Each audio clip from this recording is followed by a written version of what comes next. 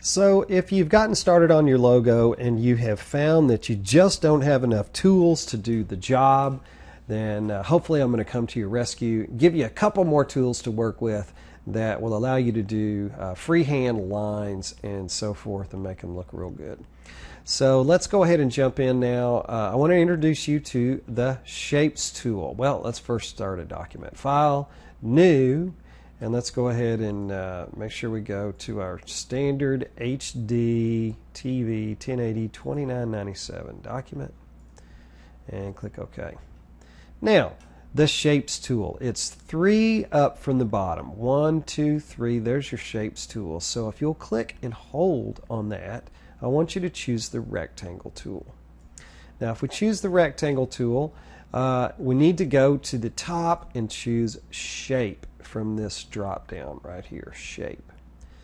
And you can make the fill color whatever you want. You can make the stroke color whatever you want, and the stroke width. The stroke is the outline. You can make that whatever width you want. I'm just going to go ahead and draw one out right here, and there's the shape. Now I can update this if I want to. I can change the color to something else. I can change the stroke color to something else. I can change the stroke size to something else. Let's make it, I don't know, 10. And we can also change the width and the height here. Let's make it whatever, 400 by 300. And you will see those updates happen to this shape. You don't have to create anything new. It just updates for you.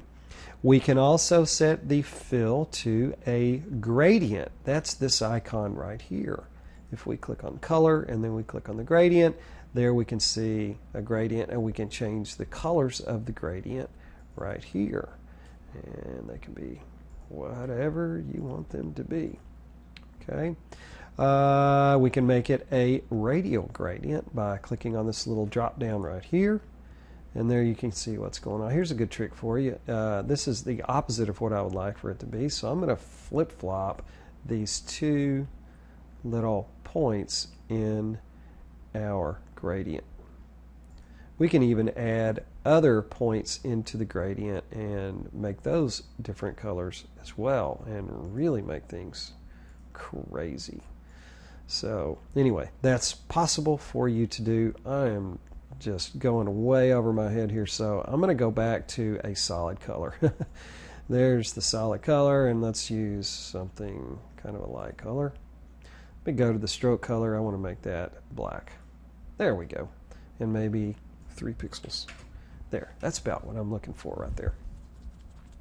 And you can make the same kind of changes to the stroke as well. You can do that as a gradient and so on. All right, let's try a different tool now. We're going to go down here again to the Shapes tool, 3 up from the bottom, click and hold, and choose the Line tool. And with the Line tool, we can look at the options real quick. Let's go ahead and change it to a different color. Oh, looky here. I changed the color of our rectangle. So I'll undo that, Command Z. And I'm going to click away over here in the Layers panel so that I can start my new line shape. So again, I'm going to change the color to red. And I'm going to start to draw it out, and I'll see that I have this red line. It is stroked with 3 points. It's this color right here. But how did that line get to be that width?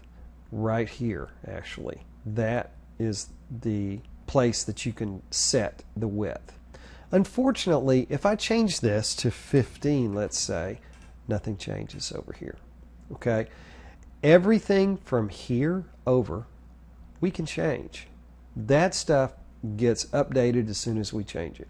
Anything from here over, if we make a change there, we won't be able to see it until we draw out a new shape. So let's say, yes, I'm going to go for 15, and I'll change the color here. Let me just deselect that, and I'll make the color, I don't know, gray, whatever. 15 in gray, and I'll draw that out, and now I have a thinner shape with a new color.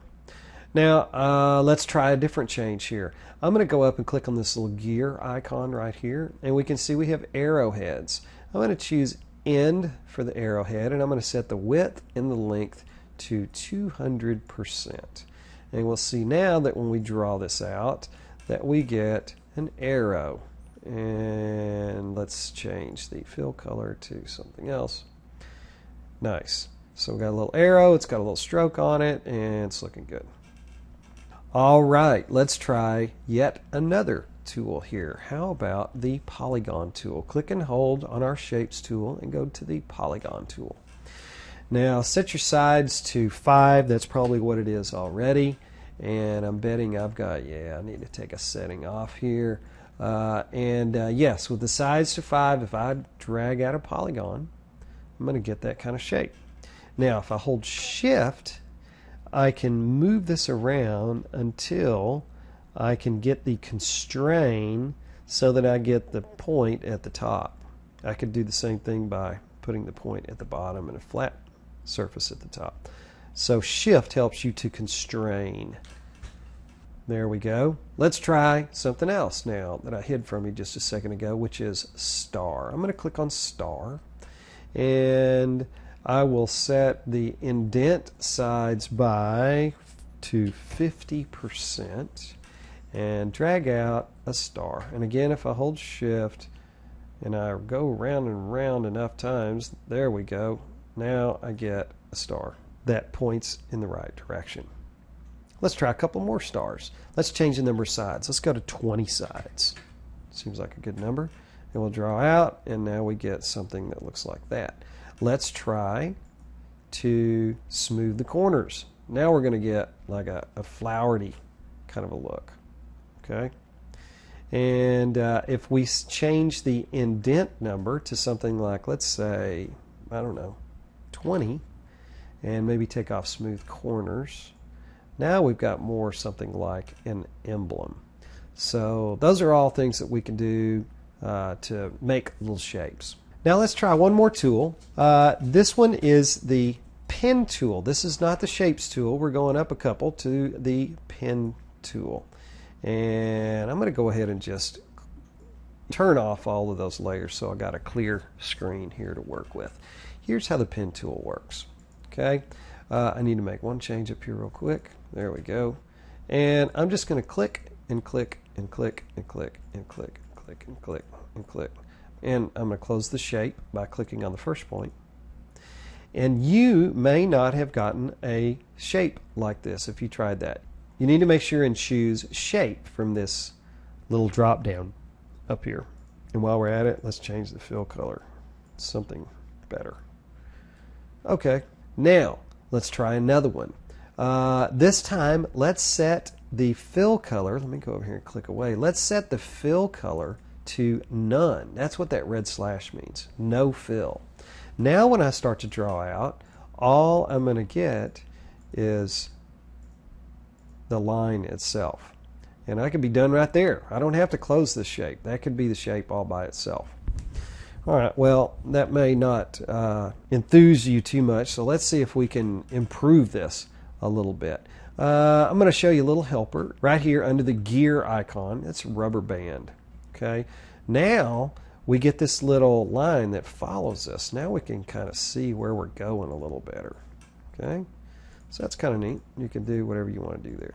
All right, I'm going to hit escape and then escape again. When you have the rubber band thing, you got to hit escape twice for some reason. I'm going to go ahead again and I'm going to hide those. And now I'm going to show you another trick here. Now, at first we were just click, click, click, right? Now I want you to click and drag. Click and drag. Click and drag. Click and drag. Click and drag. And you can see you can make these nice curvy shapes, and it's really pretty cool. Again, I can hit escape one time and I still have that. I'm going to hit escape again, and there is my curvy shape. Alright, so that's really great, except what happens if I make a mistake? Well, this is really easy. If you hold Command or Control, if you're on a PC, and click on the line, that's going to select the line for you. This is called a path, by the way. And if we find one of these points, we can click on it and we'll see these lines that appear. This is called a Bezier curve. And again, holding Control, if I keep holding Control here, I can move this point around, okay, and I can move these handles around. And these handles, once you play with them a little bit, you'll see they change the arc of the curve, how sharp or how, I guess, dull, smooth the curve is.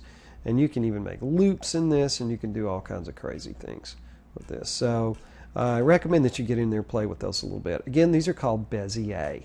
Now, the other type that we were using was called vertex. These are vertex points. And by the way, we can combine them.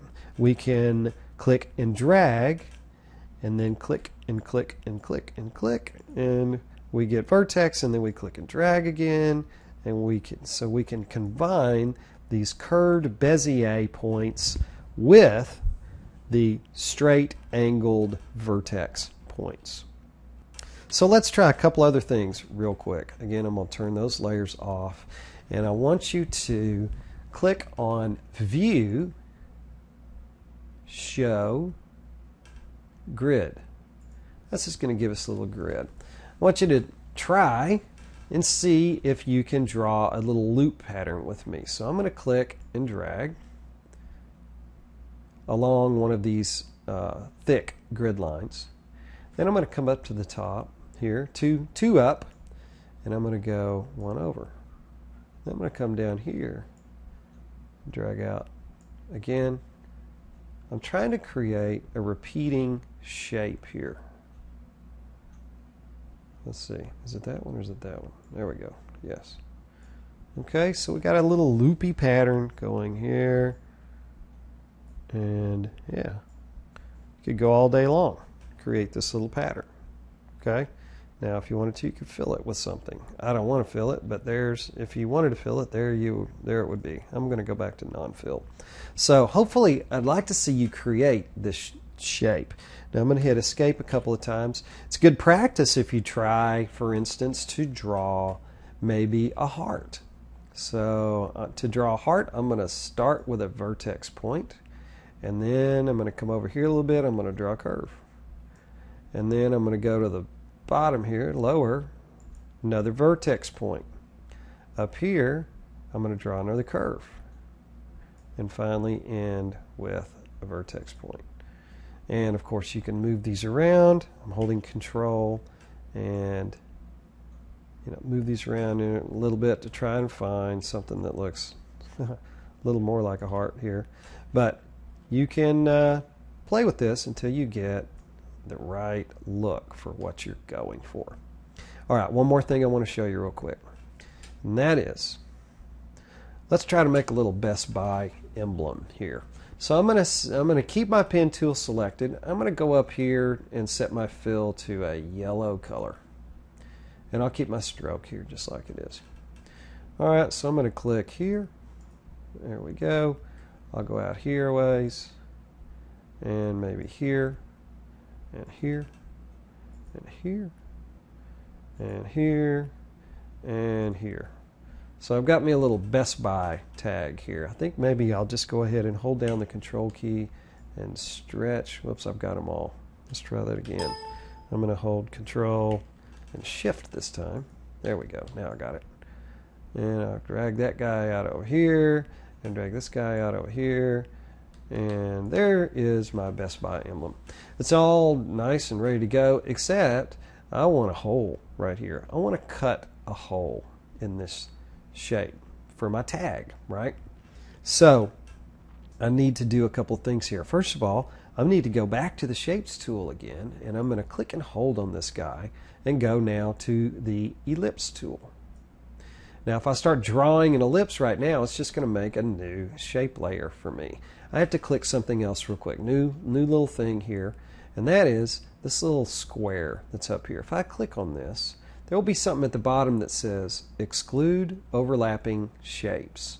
And this is going to cut a hole in here for us. So I'm going to click and drag inside here. And now I've got my circle. That's good. But it's not in the right position. So I'm going to hold the Alt or Option key and hold Shift so that it remains a perfect circle. And I'll just drag it until it gets to that point. And now I have cut a hole in this shape. So hopefully with these tools, you can create any shape that you want to, and I think you'll find that it's really pretty easy to do and a lot of fun, and hopefully this will kind of open you up to a little bit more creativity and achieving what's in your mind with your logo. So good luck, have fun, and let me know if you have any questions.